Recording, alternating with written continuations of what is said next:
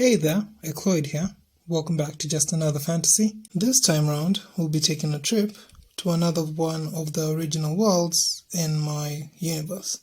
The world in question is Pacri. It's a world that's rather similar to Earth, but with some notable differences that I can't exactly explain here without showing you. Well, here's the surface of Pacri. See anything interesting, different? No? How about now? Yes, Pacri is more or less a ghost world, and I'm sure you are curious about how they got here. So, let me tell you their story. During one of the first major wars of this world, a new discovery, one that was only capable due to the need to learn how to resuscitate people who are dying, was made. Medical professionals working on an injured soldier ended up managing to bring him back from the other side after he had essentially flatlined for around 1 minute. And after, the soldier began telling stories of a world beyond, a world where he found himself waiting in line to go into the afterlife. Now, at first it seemed like a hallucination, brain damage, stories of a person who had experienced a life-threatening, life-ending situation. But then, similar stories began appearing from soldiers who had been revived using a similar method. And now evidence, proof, witnesses to the afterlife had started coming forward, and it became one of the world's major discoveries. Enough of a discovery that it ended up being the driving force for the occurrence of peace. The discovery of the after was groundbreaking. It led to awards being gained by a number of scientists who had done extensive research to prove it. Another key point made by the discovery was that the people of this world didn't have to worry about being good or bad, as the after was an all-encompassing afterlife, whereby it didn't matter if you are good or bad, but that you would get an afterlife that was similar to others nonetheless. The discovery was absolutely world-changing, but little did anyone know that the discovery would be the demise of the civilization on Pacri.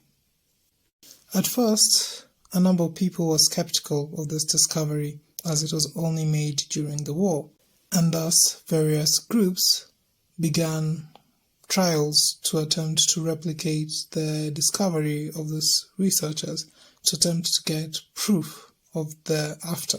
The trial had only a 50% success rate, with around 50% of those who attempted it managing to come back, while the other 50 did not. Once the stories of the survivors were proven to be a match, the belief in the after was now no longer in question. Once it was confirmed, 10% of the world decided to take a permanent journey to the after, leaving the rest of the world to ponder the morality of it. It didn't take too long for the existence of believers to occur. These believers believed that the species was a plague to the planet, and thus they saw that it would be beneficial to all other living creatures if their species was eradicated, leaving the world to thrive. And so the Great War started. Little did the species know that this would be their final war. The war was brutal, with one side wanting to cleanse the world, while the other wanted to protect themselves from the cleansers. This time, there were no rules of engagement. No one was safe, not civilians, not peaceful countries, no one.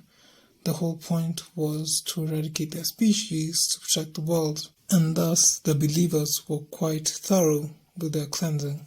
Sadly, for the dominant species of Pacri, the believers managed to win the war and had finally cleansed the world of all those they deemed unworthy.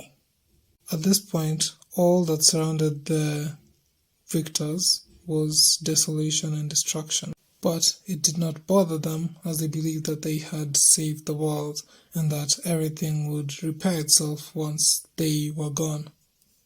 Now, with their mission accomplished, they all swiftly began their journey to the after, and with that, it marked the end of their species in my universe.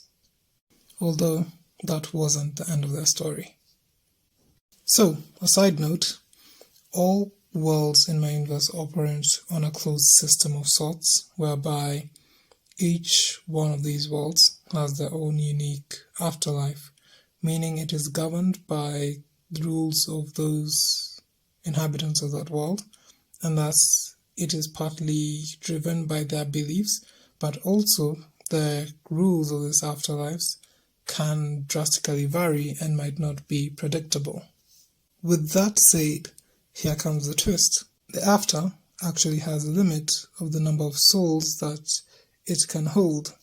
Now, due to this limit, the after usually has a feature whereby those who attempt to join it in large groups end up having to wait in line for a spot to open up on the other side. So in the beginning of the story, due to the war, a large number of casualties led to a larger than normal queue to the after occurring. Now, for the first time, due to the recent development in medical technology, the soldier who had joined the queue had managed to come back and share his story of what he had seen. Now, usually, the wait time wouldn't go past a year, but during times of great influx of souls, the wait time has the potential to increase, as the system wasn't designed for this much traffic. Now, while one is on the queue, their ghost is able to roam the world and more or less take in the sceneries, but they are unable to actually interact with the world, and thus they are kind of just stuck roaming around. Now, what the believers didn't know was that the sudden influx of an entire species wiping themselves out was detrimental to the system, in a way that all of a sudden there were billions of souls that wanted to get into the after, but not enough spots, and thus the wait time was easily thousands of years long. The twist in the end was now that they were the victors and were the last to start the journey to the after, they are at the end of the line, meaning that they have to wait thousands of years in a world destroyed by war, watching over all the destruction they caused, slowly going insane as they wait for their turn to join the after. Thanks again for listening to my story about Pacri, and don't forget to like and subscribe.